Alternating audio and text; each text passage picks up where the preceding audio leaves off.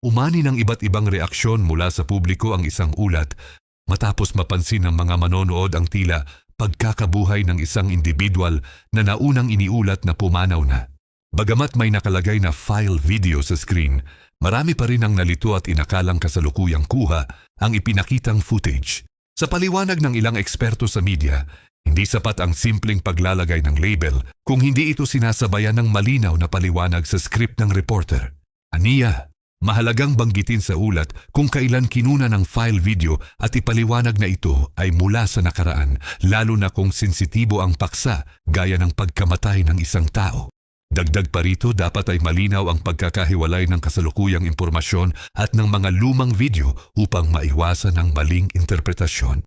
Ipinapakita ng insidenteng ito na kahit may label na file video, maaari pa ring magkaroon ng kalituhan kung kulang sa konteksto ang pagpapaliwanag.